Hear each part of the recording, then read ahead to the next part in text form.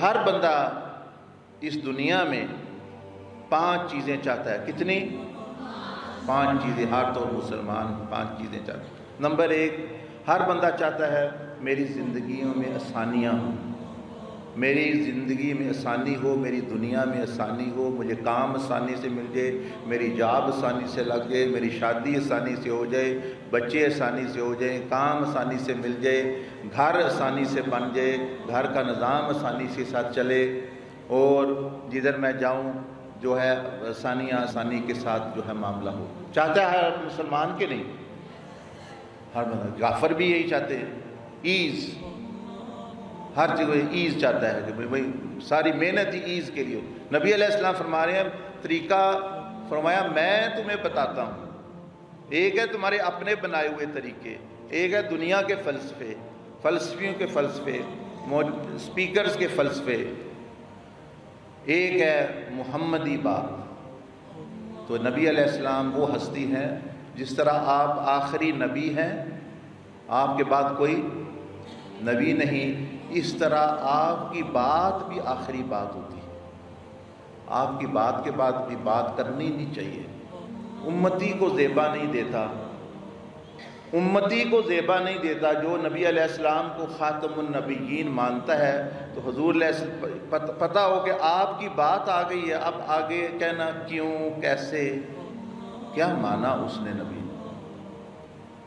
اس لیے صحابہ اکرام رضوان اللہ اجمعین نے فرمایا کہ سمعنا و اطعنا. یہ صحابہ کی مینٹیلٹی تھی. کیا؟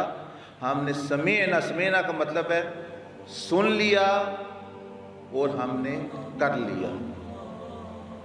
وہ جو درمیان میں ہے نا، سوچنا، سمجھنا، انالیسس کرنا، وہ نہیں ہے. وہ نبی کی شان جو ہے،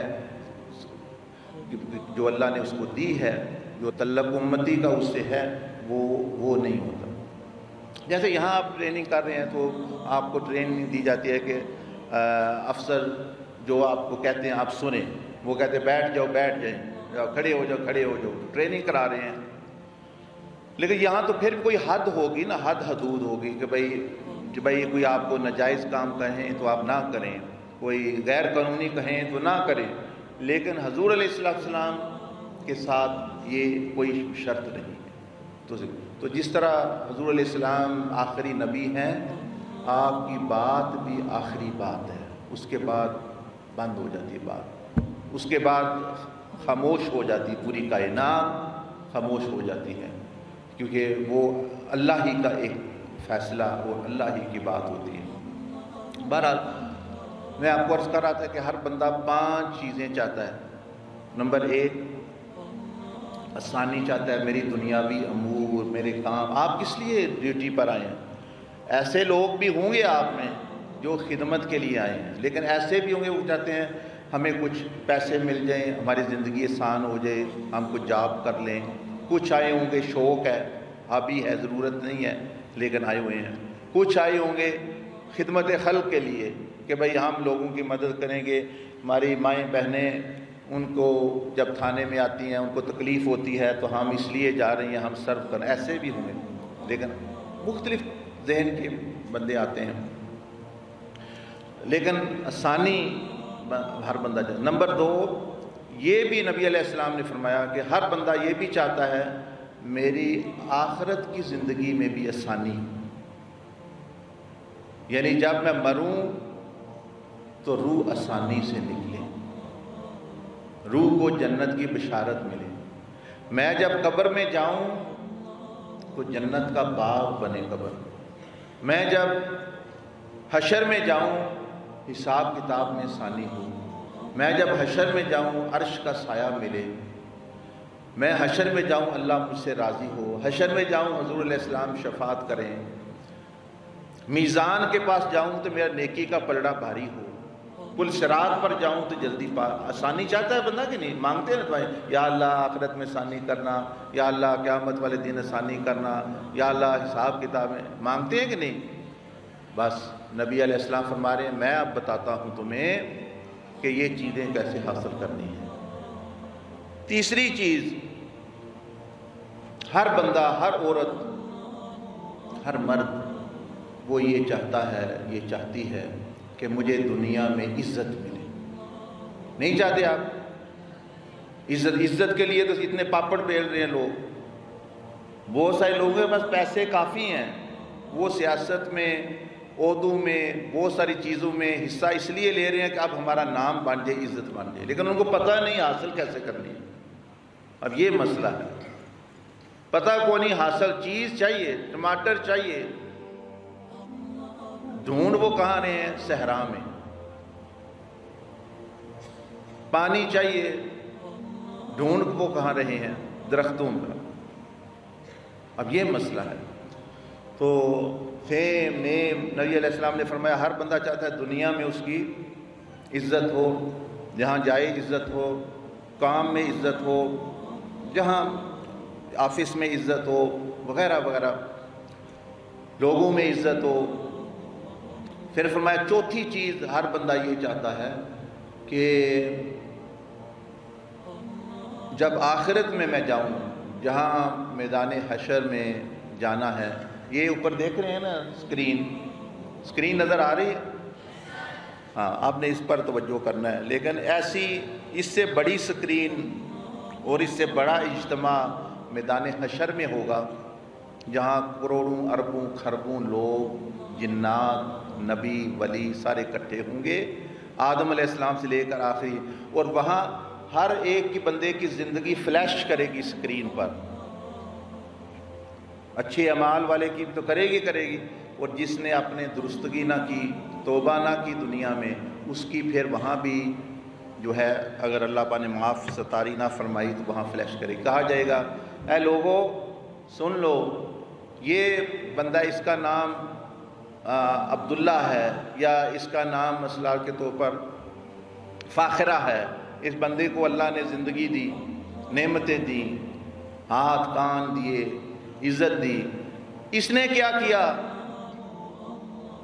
وہ وہاں فلیش کرے گا سارا حشر۔ اس کو کہتے ہیں میدان حشر کی ذلت، جس کو جو دعا کرتے ہیں نا، یا اللہ آخرت کی ذلت سے بچانا، آخرت کی، اس کے دادا دادی، نانا نانی، پڑنانا، جتنے نسلیں گزری ہیں، وہ فلیش کرے گی، وہ اسکرین پہ فلیش کرے گی۔ وہ یہ نہیں بتائے گی کہ آپ جیسے یہاں چپ کر کے بیٹھے ہوئے ہیں اور اپنا سنیں، نہیں، وہ آپ کے جو تنہائی ہے، آپ کی جو خلوت ہے، وہ بھی فلیش ہوگی۔